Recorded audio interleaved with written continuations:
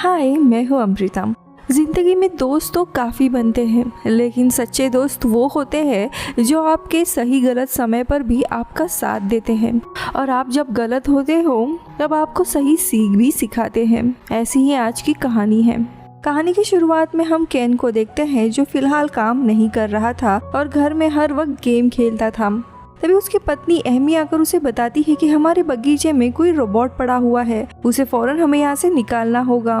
लेकिन केन उसकी बात को इग्नोर करके टीवी देखना शुरू कर देता है। ये देख एमी काफी गुस्सा होती है, दोनों में काफी बहस होती है क्योंकि आज केन का एक इंटरव्यू भी था जिसको लेके वो जरा भी सीरियस नहीं था। अब अंत में केन उस रोबोट को देखने के लिए जाता है जहाँ पे हम एक छोटे से क्यूट रोबोट को पेड़ के यहाँ पे देखते हैं। केन उसके पास जाकर उसे सवाल पूछता है, लेकिन वो रोबोट उसी के सवाल रिपीट करता है। फिर वो रोबोट अपना नाम टैंग बताता है। केन रोबोट को रिसाइकल करने के लिए एक शॉप पर लेके जाता है, लेकिन सीरियल नंबर ना होने के कारण वो शॉप वाला उसे रिसाइकल नहीं करता, लेकिन उस रोबोट को डिसमेंटल करने का वो सोचता है। अब ये रोबोट केन का नहीं था, इसीलिए वो वहीं पर उसे छोड़ के जाने का फैसला करता है। लेकिन बेचारा टैंग केन को पुकारने लगता है और केन जाते हुए उसे गुड बाय करके चला जाता है। तो वही टैंग मौका देखकर वहाँ से भागने लगता है और केन का पीछा करने लगता है। अब यहाँ पे केन अकेले रास्ते से जा रहा था, तभी उसे उसकी बहन साकुरा का मिलती है जो केन का अवतार देख उसे डांटने लगती है और उसे उसका इंटरव्यू का पूछती है, जिस वजह से केन वहाँ से भाग जाता है। वही दूसरी तरफ एमी को भी मेडिकल सेंटर से कॉल आता है क्योंकि केन ने वो इंटरव्यू मिस कर दिया था। अब कुछ देर के बाद केन घर में पहुंचता है और दरवाजा खुला ही छोड़ देता है, जिस वजह से टैंग घर के अंदर आता है और टैंग घर में मौजूद सारे फोटोज को स्कैन करके अपने डेटाबेस में सेव करता है ताकि वो अपने दोस्त यानी केन और उसकी फैमिली के बारे में और जाने। अब यहाँ पे एमी केन से पूछती है, तुमने आज का इंटरव्यू मिस क्यों किया? दरअसल केन एक डॉक्टर है, लेकिन किसी हादसे के कारण वो अपनी जिंदगी से खुश नहीं है। लेकिन केन जो कि थोड़ा मजाकिया था, वो घड़ी दिखाकर उसे कहता है कि अरे 10 बज गए, तुम्हें तो काम पे जाना होगा ना, जाओ जाओ जल्दी जाओ। लेकिन वो घड़ी तो सालों से बंद थी। अब इनके आर्ग्यूमेंट के दौरान एमी गुस्से में वो घड़ी ही तोड़ देती है, लेकिन केन उस टूटे हुए घड़ी के कारण उसी के ऊपर गुस्सा होता है। अब काफी देर झगड़े के बाद अंत में एमी गुस्से में उसके कपड़े बाहर फेंक उसे घर से जाने के लिए कहती है। अब केन भी उसका सामान लेकर वहां से निकल जाता है। वही टैंग जो इन दोनों की लड़ाई देख रहा था, वो केन के पीछे पीछे जाता है। दोनों भी बस स्टॉप पे बैठे हुए थे। तभी केन नोटिस करता है टैंक का ऑयल कहीं से लीक हो रहा है, इसीलिए वो उसे खोलकर अपने सॉक से सुखाने लगता है। तभी उसे उस कंपनी का लोगो नजर आता है जिसे वो स्कैन करता है और उसकी हेल्प से कंपनी के वेबसाइट पे जाता है, जहाँ पे उसे पता चलता है कि कंपनी अपने पुराने मॉडल्स को नए रोबोट्स में एक्सचेंज कर रही है। इसीलिए ये भी टैंक को एक्सचेंज करने का सोचता है, लेकिन ऑफिस दूसरे शहर में था, इसीलिए वो टैंक को लेकर एयरपोर्ट पे जाता है। लेकिन यहाँ पे टैंक को हम देखते हैं जो आसपास की चीजें देख काफी क्यूरियस था और सब कुछ सीखने की कोशिश कर रहा था। अब प्लेन में वो अलग अलग शोज भी देखता है और एक शो दोस्ती के ऊपर था, जहाँ पे हम देखते हैं कि सीरीज के कैरेक्टर को कुछ खजाना मिलता है, लेकिन वो डिसाइड करते हैं कि उनकी दोस्ती उनके लिए खजाने से ज्यादा कीमती है। ये बात टैंक को छू जाती है और वो अपने दोस्त यानी केन के साथ हमेशा रहने का फैसला करता है। इसी दरम्यान एक बच्चा केन के ऊपर पॉपकॉर्न फेंक रहा था। केन उसे रिक्वेस्ट करता है, लेकिन फिर भी वो नहीं मानता, तो केन उसे भला बुरा कहकर सोने चला जाता है। तभी टैंक उसकी बात रिकॉर्ड करके स्कैन करता है और उन गलत शब्दों के लिए केन को डांट देता है और उन गालियों को जोर जोर से बोलने लगता है। इसीलिए केन गुस्से में टैंक को चुप रहने कहता है, लेकिन टैंक अपसेट हो जाता है और प्लेन में हॉट स्टीम रिलीज करता है। अब ऐसे ही मुश्किल से दोनों भी कंपनी के हेडक्वार्टर पहुंच जाते हैं, लेकिन उस दिन वो कंपनी बंद होती है। यही क्यूट से टैंक को एक कॉइन मिलता है जिसे देखकर वो बहुत ही खुश होता है। अब उस रात को ये लोग एक होटल में स्टे करते हैं, जहाँ पे केन अपने कॉफी का वेट करते करते सो जाता है और उसे एक सपना आता है, जहाँ पे हमें पता चलता है कि केन जब डॉक्टर था तब उसे अपने ही पिता का ऑपरेशन करना था, जिनकी स्थिति काफी गंभीर थी। लेकिन कुछ पल केन पूरा फ्रोज हो जाता है अपने पिता को ऐसा देख के। इसके चलते वो जल्दी फैसला नहीं कर पाता और उनके जान चली जाती है, जिसके लिए वो खुद को ही जिम्मेदार समझ रहा था और इसी के चलते उसने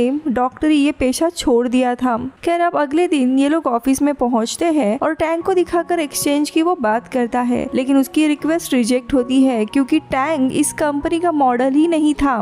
वही टैंग आसपास घूम रहा था, तभी उसे डिस्प्ले में और भी एंड्रॉइड्स नजर आते हैं, जिन्हें देखकर अचानक से उसे एक चीज याद आती है जहाँ पे बहुत बड़े बड़े रोबोट्स इंसानों को मार रहे हैं। इसी दरम्यान वहाँ पे कुछ बच्चे टूर पर आए होते हैं। वो टैंकर देखकर काफी खुश होते हैं और उसकी पिक्चर लेने लगते हैं। उनका टूर गाइड था शिंजी। अब शिंजी ये देख टैंग और केन को फिर अपने ऑफिस में लेकर आता है और यहाँ हमें समझ आता है कि शिंजी इसी कंपनी का रोबोट डिजाइनर है।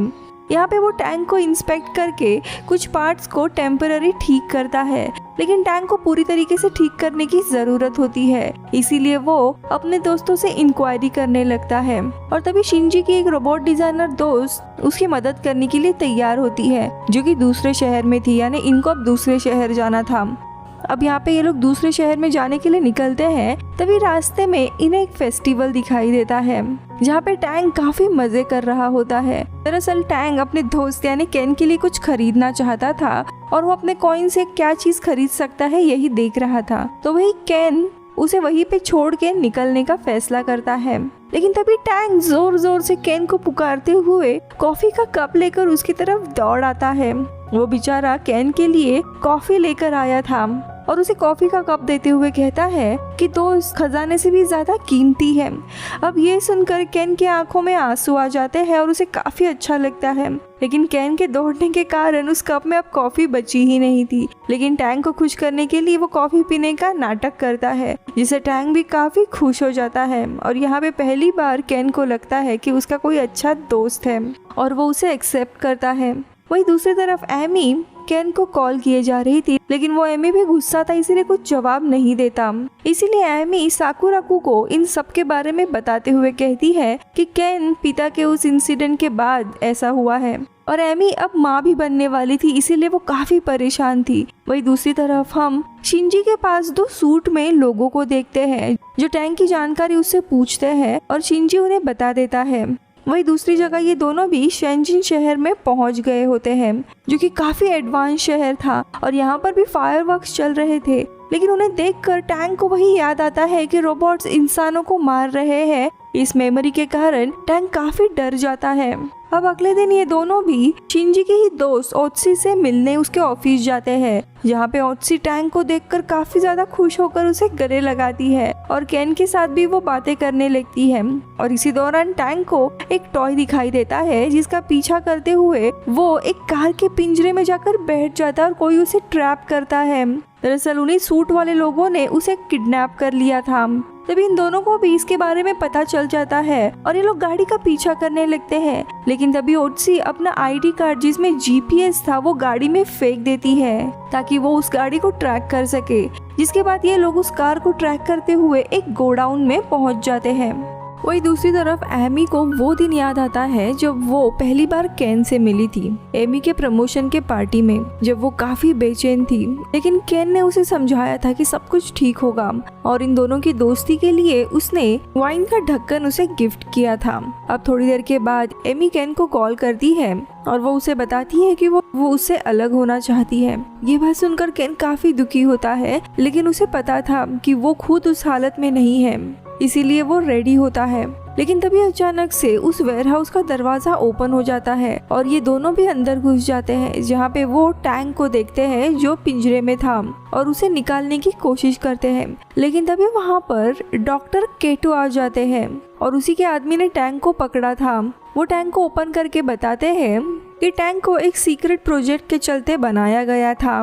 टैंक के क्रिएटर डॉक्टर हीको थे, लेकिन रिसर्च के बीच में ही टैंक उनकी लैब से भाग गया था और टैंक एक एआई होने के बावजूद इंसानों जैसे इमोशंस है, इसीलिए डॉक्टर कीटो उसे हासिल करना चाहते थे और वो टैंक को जबरदस्ती अपने पास लेकर जाने लगते हैं। अब यहाँ पे केन उन्हें रोक नहीं सकता था, लेकिन वो जानबूझकर टैंक की इंसल्ट करने लगता है। ये देख टैंक को काफी गुस्सा आ जाता है और वो स्टीम रिलीज करने लगता है, जिसके कारण आसपास के लोगों को काफी गर्मी होती है। यही मौका देखकर ओटसी एक गुंडे से टीजर चुराती है और उसे ही मारकर बेहोश कर देती है। अब लड़ाई के बाद ये तीनों भी वहाँ से भागने लगते हैं, लेकिन इसी बीच में टैंक काफी ओवरहीट हो जाता है और तभी ये लोग डिसाइड करते हैं कि इन्हें डॉक्टर हीको के पास जाना चाहिए। लेकिन इसी दरम्यान डॉक्टर हीको का कॉल केन को ही आता है और बताते हैं कि लैब में रिसर्च के दौरान एक बहुत ही बड़ा एक्सीडेंट हुआ था और इसी के चलते टैंक वहां से भाग आया था। अब टैंक को ठीक करने के लिए वो केन को उसे अपने पास लाने के लिए कहते हैं। ये उसे लेकर उनके घर यानी कोजिमा जाने निकलता है। अब वहाँ पहुँचने पर दोनों भी एयरपोर्ट की ही टूर लेते हैं, जहाँ पे दोनों एक एक्वेरियम में भी जाते हैं और टैंक काफी मजे करता है। लेकिन टैंक को अब डॉक्टर के घर पे नहीं जाना था, उसे केन के साथ ही रहना था और इसी में वो वापस जाने की जिद करने लगता है और पानी में ही गिर जाता है। लेकिन केन उसे काफी मुश्किल से निकाल कर सुखाता है और वो टैंक को बताता है कि मैं एक यूजलेस इंसान हूँ और मैं तुम्हारा भी ख्याल नहीं रख सकता हूँ, इसीलिए अच्छा होगा कि टैंक अपने क्रिएटर के पास ही चला जाए। आगे वो ये भी कहता है मेरे पिता की मौत भी मेरे कारण ही हुई थी क्योंकि मैं सही समय पर एक फैसला नहीं ले पाया था और वो काफी रोने लगता है। लेकिन उसका दोस्त टैंक उसका मूड ठीक करने के लिए गाना और डांस करने लगता है। जिसके बाद ये दोनों भी डॉक्टर हीको के घर पे पहुंच जाते हैं, जहाँ पे डॉक्टर केन को वापस से थैंक यू कहते हैं और टैंक की बोतल का लिक्विड रिफिल कर उसकी ग्लास को पूरा फिक्स कर देते हैं। केन वहाँ से जाने निकलता है, लेकिन तभी टैंक एक बच्चे की तरह उससे निपट जाता है। वो केन से विनती भी करता है कि हम दोनों दोस्त हैं, मुझे यहाँ पे छोड़ के मत जाओ। लेकिन केन खुद अतीत में जी रहा था, इसीलिए वो गुड बाय करके निकल जाता है। जिसके बाद डॉक्टर टैंक की मेमोरीज को लौटा रहे होते हैं और उन्हीं यादों के कारण टैंक घबराने लगता है। वही दूसरी जगह पे केन अपने घर जा रहा था, वो काफी बेचैन था, लेकिन तभी उसे डॉक्टर केटो आते हुए नजर आते हैं। अब यहाँ पर डॉक्टर केटो अपनी असली पहचान बताते हैं और वो पहले डॉक्टर हीको के साथ ही काम किया करते थे और वे लोग आर्मी के लिए एक एआई रोबोट बना रहे थे और सबसे बड़ा रोबोट था टैंक, जिसका नाम जेम्स था। एक टेस्ट के दौरान ये रोबोट इंसानों को मार रहे होते हैं, तभी टैंक अचानक से डरने लगा था क्योंकि उसमें इंसानों जैसे फीलिंग्स आ रही थी। ये देख डॉक्टर केटो डॉक्टर हीको को ये शूटिंग रोकने के लिए कहते हैं। हीको मना कर देता है और टेस्टिंग जारी रखता है, जिसके चलते टैंक बहुत ही ज्यादा बेचैन होता है और इंसानों को बचाने के लिए अपने आसपास के रोबोट पर शूट करने लगता है और सारे रोबोट लैब के सिक्योरिटी लोगों को ही मारने लगते हैं। अब यहाँ पे ये मौका देखकर डॉक्टर हीको, जिसका इरादा सही नहीं था, वो टैंक की चिप निकाल देता है क्योंकि वो काफी एडवांस रोबोट था और वहाँ के लैब को आग लगाकर वहाँ से भाग जाते हैं। अब ये सब कुछ केन को पता चलने के बाद वो कीटो की ही गाड़ी लेकर डॉक्टर के घर पे वापस आता है टैंक को लेने के लिए और बेसमेंट में आता है। अब ये देख डॉक्टर हीको पूरे घर को लॉक कर देते हैं। डॉक्टर केन को ही मारने लगता है और दोनों की लड़ाई शुरू होती है। तभी टैंक डॉक्टर हीको को पकड़ लेता है। अब ये मौका देखकर केन उसी रोबोटिक आर्म के ग्लव्स को पहनकर डॉक्टर को ही जोर का पंच करता है और वो बेहोश हो जाते हैं और उन्हें चेयर पर बांध देता है। लेकिन तभी एक कबर्ड आकर टैंक के ऊपर ही गिर जाता है, जिसके कारण वो पूरा खराब हो जाता है। अब केन उसे ओपन करता है, लेकिन उसे कुछ भी समझ नहीं आता, इसीलिए वो केटो को कॉल करता है। केटो उसे टैंक की वायरिंग को चेक करने के लिए कहता है। दो मेन वायर्स अपने प्लग से अलग हो गए थे। वो टैंक को पूछता है कि कौन से प्लग में वायर लगानी है, लेकिन केटो कहता है ये बात तो सिर्फ डॉक्टर हीको को ही पता है। और तभी केन को वो पल याद आते हैं जब उसके पिता अपने आखिरी समय में थे। वो सेम गलती दोहराना नहीं चाहता था, इसीलिए एक प्लग में कॉन्फिडेंस के साथ वो वायर लगा देता है।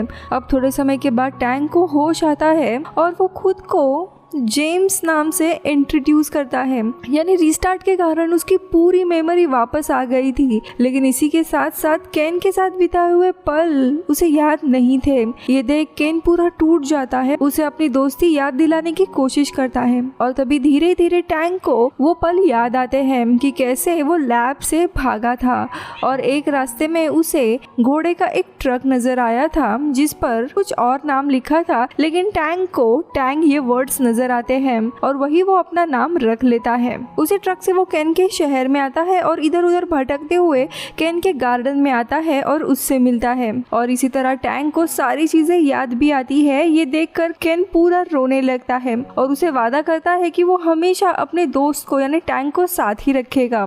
अब थोड़े समय के बाद वहाँ पे पुलिस भी पहुँचती है और डॉक्टर हीको को अरेस्ट करते हैं। जिसके बाद केन और टैंग दोनों घर जाने के लिए निकलते हैं। दूसरी तरफ एमी घर से जाने वाली होती है और अपने घर को आखिरी बार देख रही थी, लेकिन तभी दरवाजा खुलता है और केन और टैंग आते हैं।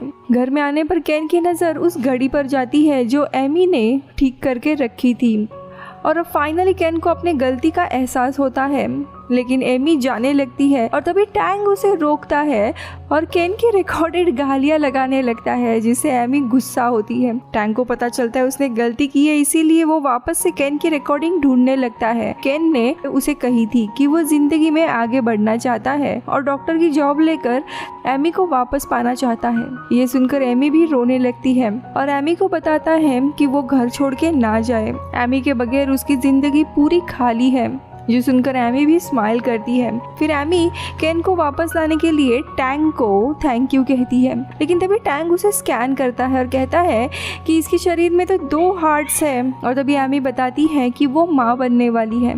ये सुनकर केन खुशी से रोने लगता है और इसी के साथ ये कहानी खत्म होती है। अगर दोस्ती की ये कहानी आपको अच्छी लगी होगी तो प्लीज़ इस वीडियो को लाइक कीजिए। मैं मिलूंगी अगले वीडियो में। बाय।